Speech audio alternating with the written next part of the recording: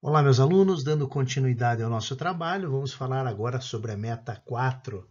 A meta 4 colocada no portal do aluno e se encontra na nossa apostila a partir da página 398,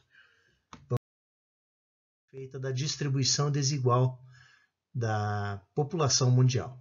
Olha lá na página 398 da tua apostila, nessa imagem que eu projeto aqui, onde nós temos nas cores mais escuras uma maior concentração humana dentro do território do planeta.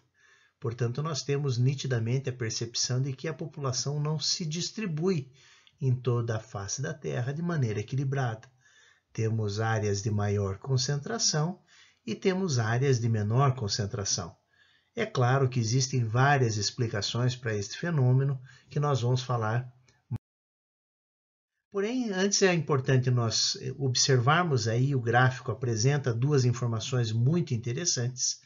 Do lado esquerdo nós temos a extensão territorial dos diversos continentes do planeta, na verdade dos 6 continentes, e na coluna do lado direito, no gráfico do lado direito, nós temos a população destes mesmos continentes.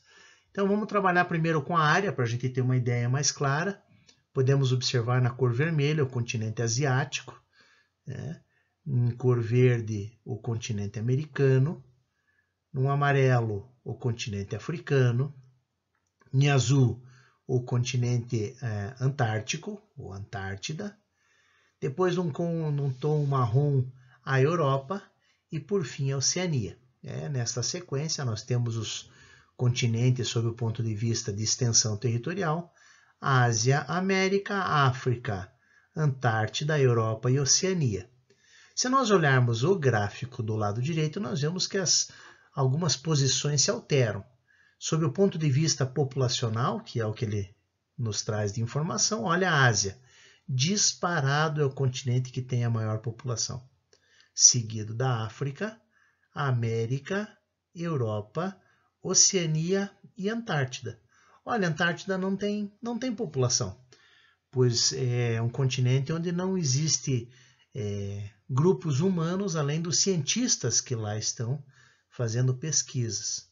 Em compensação, nós temos ali a Ásia, com a sua população gigantesca, lembrando que os 2 países mais populosos do mundo se encontram na Ásia, que são a China e a Índia. Disso, se nós olharmos dentro desta perspectiva da distribuição populacional, 2 conceitos são fundamentais para nós entendermos essa relação, principalmente entre população e território. Lá na página 399 nós temos os conceitos de populoso e povoado. Quando eu falo populoso, estou falando em quantidade, única e exclusivamente. Um país populoso é que é habitado por muitas pessoas. Não importa qual é a distribuição das pessoas dentro desse país. O mesmo eu posso falar de um estado, de um continente ou de uma cidade. Agora, quando eu uso o termo povoado, aí sim, eu faço uma relação na quantidade de pessoas numa determinada área, que pode ser normalmente quilômetro quadrado, é uma boa referência. Então, quando eu falo em povoado, é a quantidade de pessoas numa determinada área. Por exemplo, o Brasil tem regiões muito povoadas, vou citar o exemplo da cidade de São Paulo, e regiões pouco povoadas, vou citar o exemplo da Amazônia. Então, essas distinções é que fazem o conceito de povoado se relacionar com uma área. Já quando eu falo populoso, eu estou falando da quantidade de pessoas. Por exemplo, o Brasil tem uma estimativa aí de 208 milhões de habitantes e é, sem sombra de dúvida, um país populoso, pois conta com uma população de um número significativo.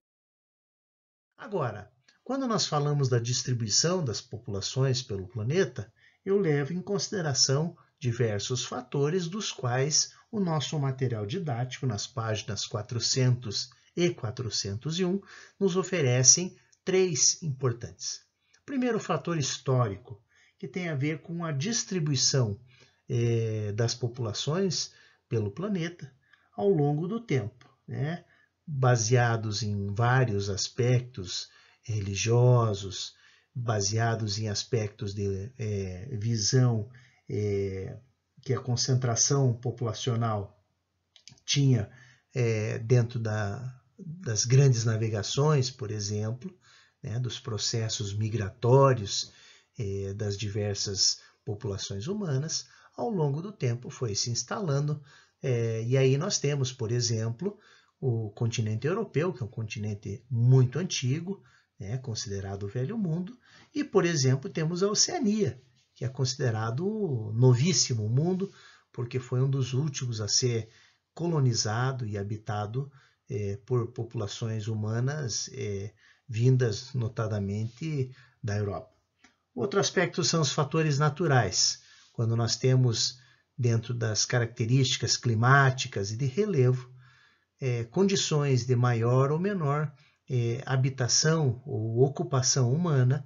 Por exemplo, podemos citar os desertos, as grandes florestas, as regiões onde a temperatura é baixíssima, notadamente próximo do Círculo Polar Ártico e Antártico. E temos, por fim, os fatores econômicos, que se relacionam com as condições de habitação em determinada região, que possam oferecer maior ou menor lucro para que as pessoas se instalando lá tenham uma melhor condição de vida. A população mundial ela manteve-se dentro de um patamar razoável, como o gráfico apresenta, e como nós podemos observar também lá nas páginas 404 e 405 da apostila, até meados ali entre o século XV e o século XX, então estamos falando aí de 1600, 1700, uma população razoável. Perto do século XX, nota na imagem que eu te apresento, mas ela é melhor detalhada ali na tua apostila, como eu disse nas páginas 404 e 405, houve um avanço, um aumento, né, considerável, exponencial da população mundial, de maneira que nós conseguimos, por vários fatores, seja fator sanitário, fator medicina, que ajudou bastante, fator necessidade de mão de obra, uma evolução aí no número de seres humanos no planeta de uma forma bastante assustadora, né? E por conta desse processo de evolução, tivemos um boom, aí, um aumento significativo na população. Contudo, essa evolução na quantidade de seres humanos tem encontrado uma desaceleração, fazendo com que a gente tenha hoje um aumento menos acentuado da população mundial. Ou seja, estamos reduzindo a velocidade com que crescemos, especialmente o país que é o mais populoso do mundo, que é a China, que encontra-se num processo franco de desaceleração. Vou falar que a população mundial muda o seu perfil, e eu trago aí uma pirâmide etária, dentro do que nós temos aí uma ideia estimada da população mundial em 2000, nós podemos observar nas cores mais fortes, e de fundo a gente nota as projeções para o ano de 2035, ou seja, percebemos nitidamente que somos uma população que envelhece. Envelhece porque temos cada vez menos crianças, e os idosos, por conta da qualidade de vida, pela medicina, pelos tratamentos públicos em relação ao idoso, acabam vivendo muito mais, e isto, sem sombra de dúvida, vai gerar um ônus porque você diminui a base da pirâmide, você diminui a quantidade de pessoas que contribuem para o sustento da população mundial, e você tem uma grande quantidade de idosos que dentro deste processo acaba se tornando um grande elemento de custo na manutenção da vida. Isso nós podemos observar em dois exemplos que eu trago para você, nesta primeira evolução da pirâmide etária chinesa, aí entre os anos de 1950, 2020 e 2100.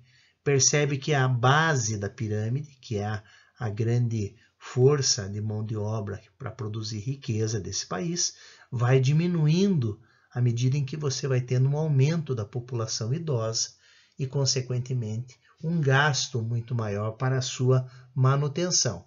Aí eu pego um outro país, né, dessa feita um país capitalista, que nos permite ter uma leitura muito próxima.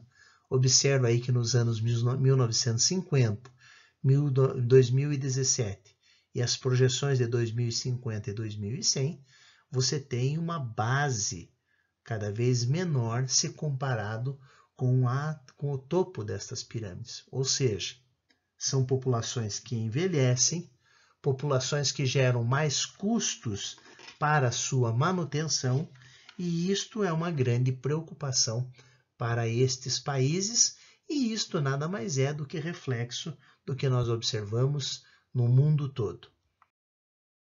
A mudança do perfil tem a ver muito com o processo migratório, né? E isso acaba sendo um atrativo para as populações buscarem novas oportunidades de emprego, buscarem novas alternativas, né? Dentro de um processo que nós chamamos de mobilidade da população mundial.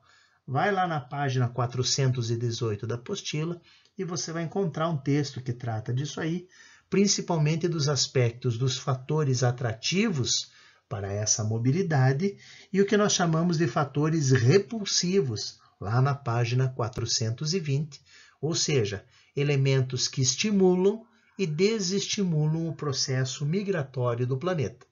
Esta é uma da qual nós temos uma tarefa que vamos cumprir, da qual eu gostaria que vocês não se preocupassem no momento, porque eu vou postar lá no mural do Ionica aquilo que nós devemos desenvolver juntamente com o conteúdo que está lá no portal do aluno, na Meta 4.